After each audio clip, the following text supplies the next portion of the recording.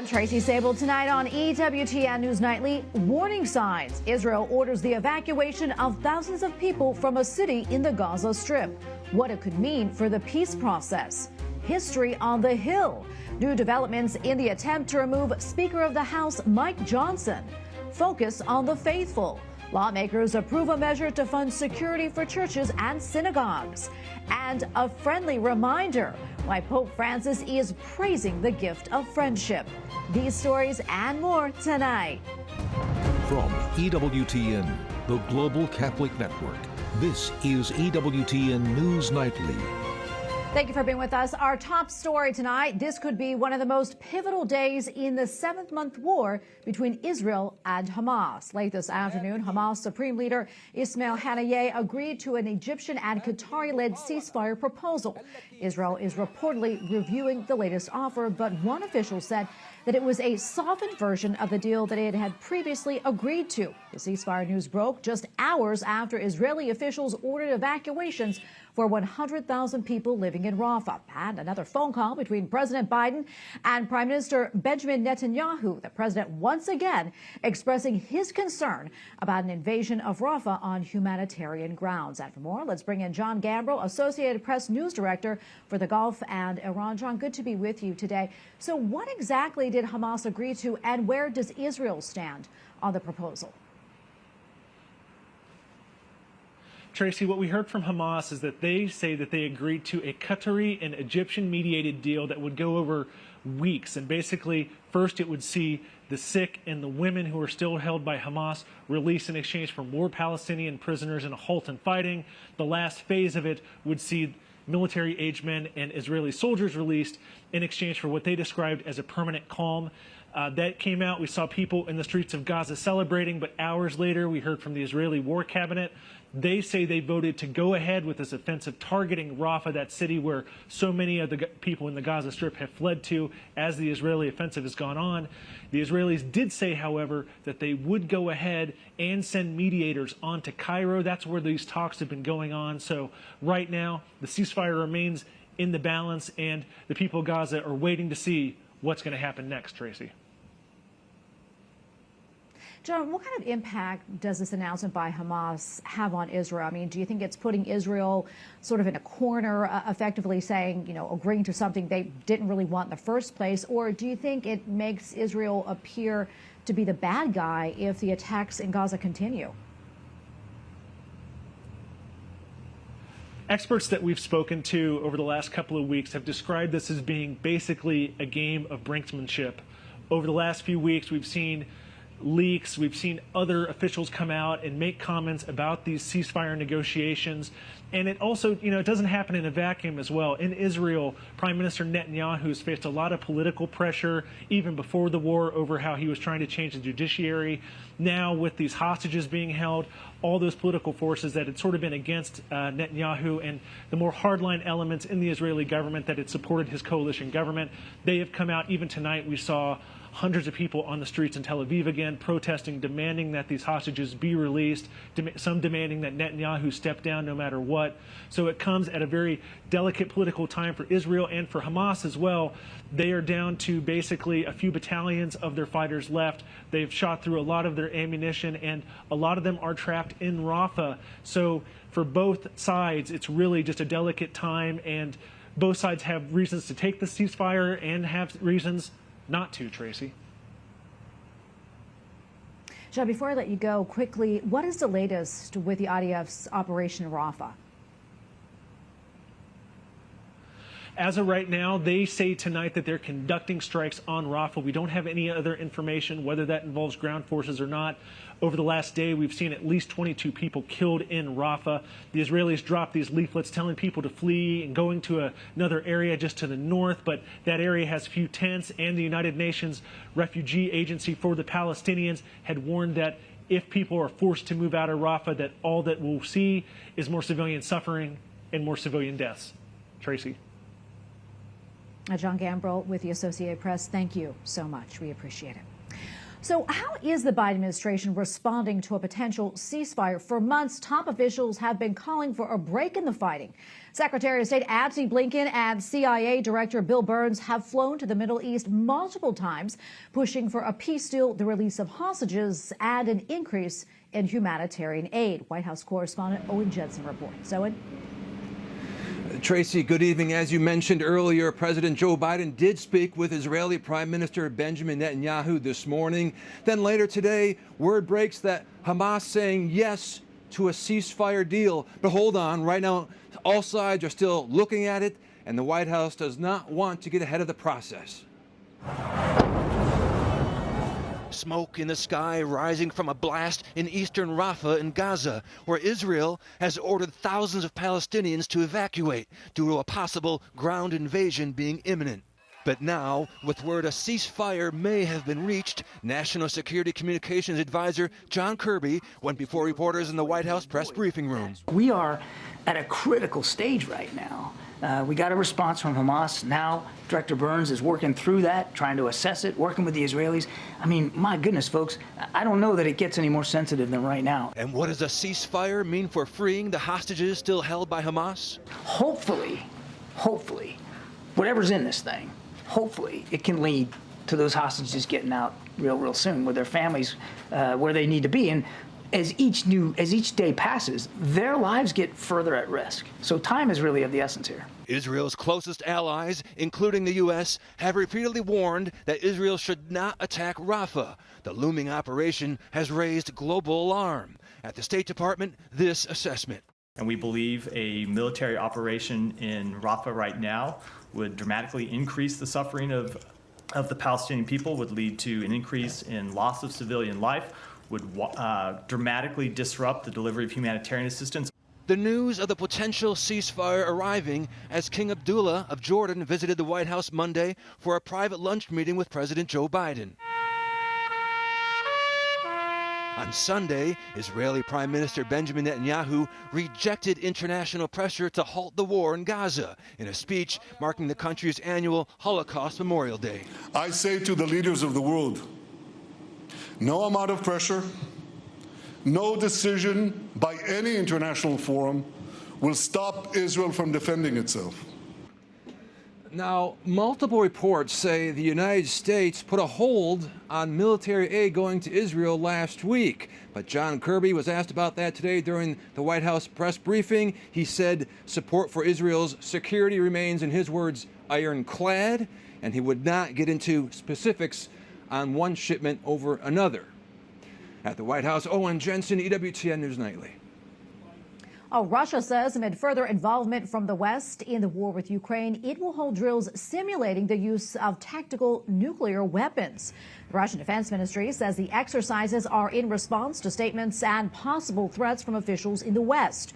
This follows comments by French President saying that he does not rule out sending troops to Ukraine, even though Russia's strategic nuclear forces hold regular exercises. This marks the first time the nation has publicly announced nuclear drills. And following talks with his Chinese counterpart, French President Emmanuel Macron said that he welcomes Beijing's commitment not to sell weapons to Russia.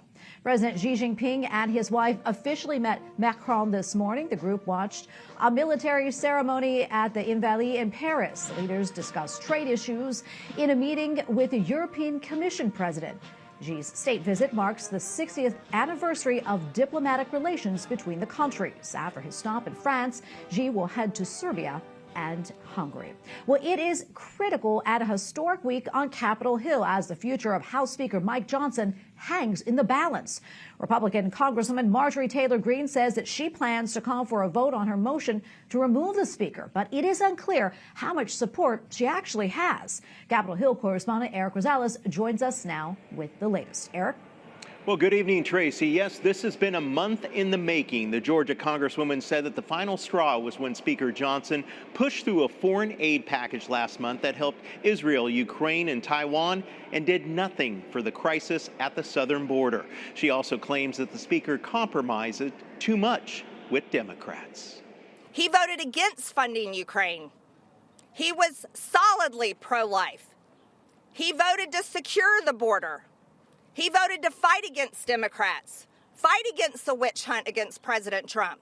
But once he became Speaker, he has become a man that none of us recognize. Congressman Thomas Massie and Paul Gosar are the only backers of Green's attempt to oust the Speaker. Congressman Gosar tells me Democrats are going to help block the effort. And the numbers aren't frankly there when you have people like Spanberger, who's got 25 people supposedly behind her to help him out if you were her to take it down. I think you have to be smart and playing your hand. Earlier today, Speaker Johnson would only say, "I'm just going to keep doing my job." Many Republicans oppose the push to remove Johnson and do not want to see the conference devolve into bitter infighting like it did after former Speaker Kevin McCarthy was ousted last fall. Marjorie is outraged that Democrats have said that they're not going to participate in it, and therefore, it's Democrats saving the Speaker. The ridiculous part is that she would need every single Democrat to join her in the effort to remove the Speaker. She's not acting in the best interests of President Trump.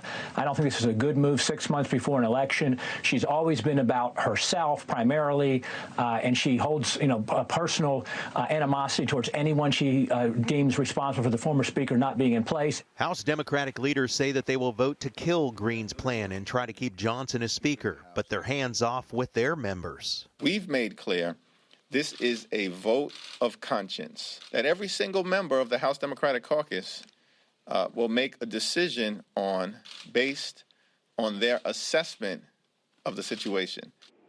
A vote may be called either tomorrow or Wednesday of this week. However, just today, the Georgia Congresswoman and Speaker Johnson had a closed-door meeting. Now, it's interesting because Marjorie Taylor Greene was some 21 minutes late to that meeting. We have to wait and see what happens and what comes out of it. Meanwhile, we also want to let you know that Senate Majority Leader Chuck Schumer announced a substantial increase in funds to a grant program. The program allows places of worship like synagogues and even Catholic churches to apply for funds to help with their security efforts, including paying for security guards. The nonprofit security grant program allocated $305 million last year to nonprofits to help protect their facilities from potential attacks. Now $400 million is available. The money comes after Catholic churches have been vandalized following the Supreme Court decision to overturn Roe and threats against Muslim and Christian communities fueled by the Israeli-Hamas war. Houses of worship will need to apply by May 21st to tap into the first round of funds. At the Capitol, Eric Rosales, EWTN News Nightly. It is day 12 of the former president's hush money trial. Today's proceedings began with a judge fining Donald Trump $1,000 for violating a gag order. The judge also warned of jail time for future violations. A former top Trump executive testified about his role in the payments the former president made that led to charges that he falsified business records. Well, voters in Panama elected a new president. Their choice, a former security minister who has not served in an official capacity in a decade. Con el voto mayoritario del pueblo panameño, duélale a quien le duela. A winner, Jose Raul Molino, recently said that he had basically retired from political life. His campaign emphasized reviving the South American country's lacking economy. He also wants to address Panama's soaring migration. More than 3/4 of the country's 3 million voters cast a ballot this year. Back, we have a lot more still to come here on EWTN News Nightly, including class dismissed. Columbia University cancels its main graduation ceremony amid widespread protests. And hear from a Holocaust survivor and why she credits part of her survival to a Catholic school.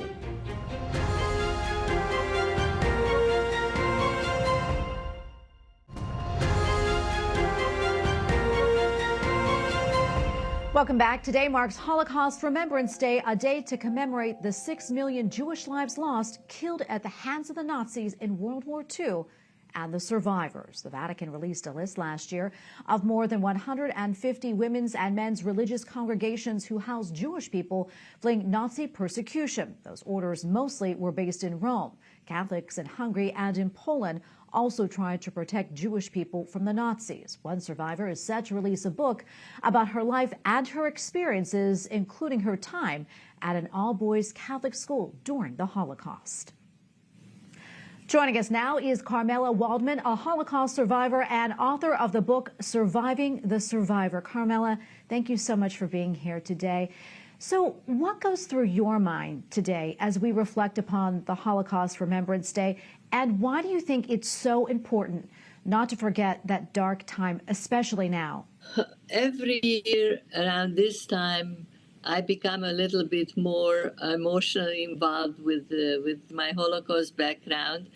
And this year, especially considering the outside events. And Carmela, what goes through your mind also when you see what's transpiring right now across college campuses here in the U.S. and also across the world?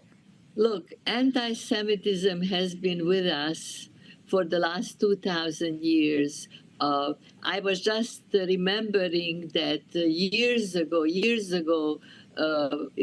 Jewish schools were guarded with machine guns and armed personnel. Now it's flaring up to unprecedented proportions, and it saddens me. And I think part of it is because of the lack of education about the Holocaust and what can happen when people become uncontrolled and uncontrollable.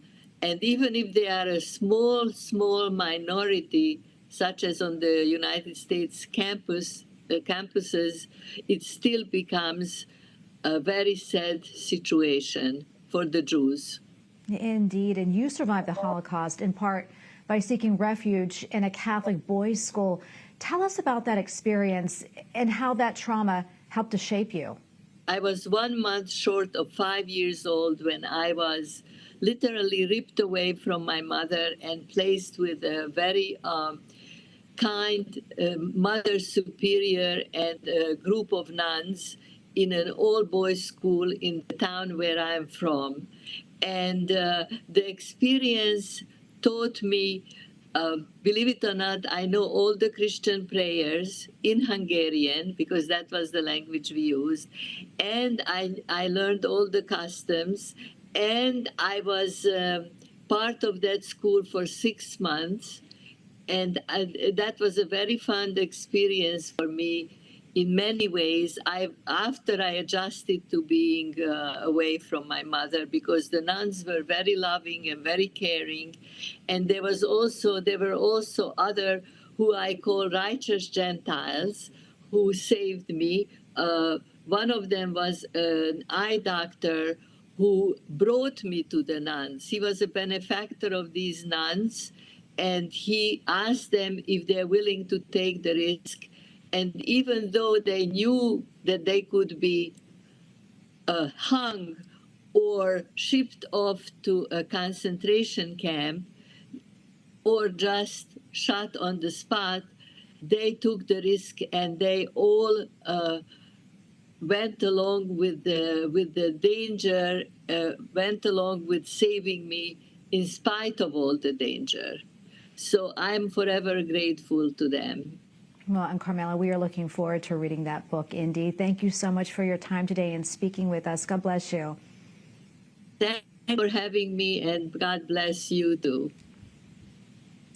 While Surviving the Survivor, a brutally honest conversation about life and death with my mom, a Holocaust survivor, therapist, and my podcast co-host, is set to be released next week by Post Hill Press, so check that out. Well, following massive campus-wide protests, Columbia University is canceling its main graduation ceremony. University officials made that announcement, adding that they will instead focus on the smaller school-level commencement exercises. They say this decision was based on feedback from students who said school-based celebrations were most meaningful to them. In the wake of the protests, Columbia has canceled in-person classes.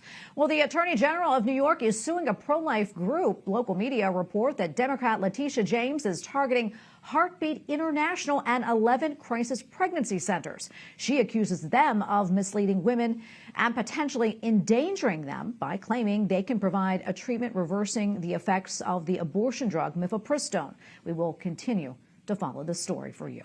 Our residents are beginning to return to their homes in the Houston, Texas area following major flooding there. Nearly 2 feet of rain fell on areas northeast of Houston over the past week. Some neighborhoods along the San Jacinto River are still cut off by flooded roadways. Nearly a half a dozen school districts are closed. Efforts are underway to determine how many homes were damaged. Up next on EWTN News Nightly, Christ is risen. How the Orthodox faithful in Jerusalem and elsewhere celebrated Easter this past weekend. Plus, what the Vatican is saying about the Olympic Games this summer.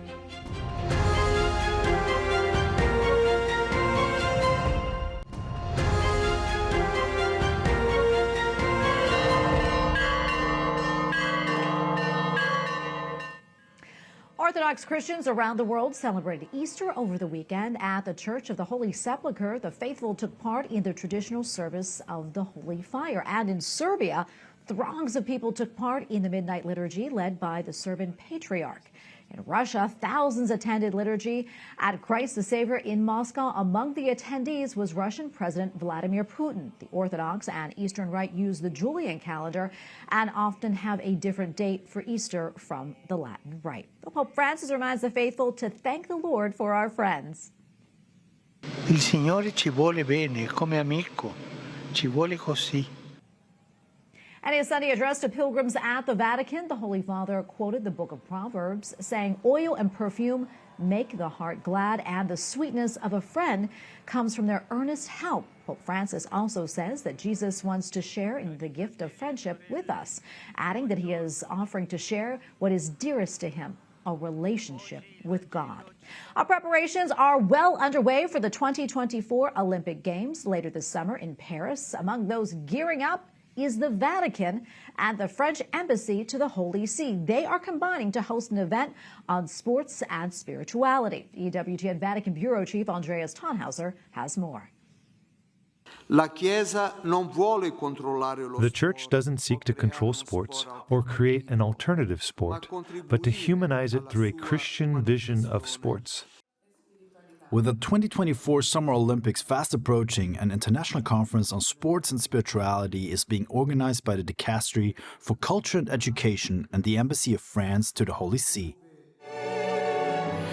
The Church's relationship with sports is well documented. The Second Vatican Council's document on the Church in the modern world, Gaudium et Spes, has a direct mention of it. Pope Francis himself has a great love of soccer, inviting Argentina's men national team after winning the 2022 World Cup final. In a speech in 2013, the Holy Father expressed this sentiment. The bond between the Church and the world of sports is a beautiful reality that has strengthened over time, for the ecclesial community sees in sports a powerful instrument for the integral growth of the human person. Cardinal Mendonça expressed a similar sentiment. It is within this spiritual experience that its true significance is realized. Hence, we find it crucial to intertwine the sports experience with spirituality, including listening to the Word and praying, because in the movement of the body, there is also a pursuit of God. The future conference aims to address the relationship between the Church and sports through the shared testimony of athletes. At the same time, it will focus on the relationship between man and sports, with a group of speakers reflecting on sports in terms of pedagogical, philosophical, sociological, and theological relevance. The Embassy of France to the Holy See plays a central role in this event. In the current context of wars ravaging our world, Ambassador Florence Mogin explained, Olympism is first and foremost a message of peace, and the commitment of the Universal Church, as well as that of France, is essential. Sports and the Olympics are indeed moments of great effort, performance and achievement. But everything is based on the respect for others, the respect for different nations, and the respect for each other's performance. The game can be individual or collective, but it is about doing something together. As you know, the Olympic motto is faster, higher, stronger. But also the word together can be added to the motto, and that completely sums up the philosophy of the Olympics. During the press conference, the possibility of a global ceasefire during the Summer Olympic Games was also discussed. Cardinal José Tolentino de Mendoza reiterated that hope to EWTN News Nightly. The Olympic truce, which is one of the most beautiful expressions of the Olympic spirit, is a seed of peace planted in this world. Amidst all conflicts and divisions, it is a moment during which hands are freed from weapons to build peace. And this offers hope that the Olympic truce may inspire political and human truces, making the world a more fraternal place, as Pope Francis continually urges. In Rome, Andreas Townhauser, EWTN News Nightly. And we thank you for watching tonight. Remember, you can follow us on social media, Facebook, X, and Instagram at EWTN News Nightly. I'm Tracy Sabol. Good night and God bless.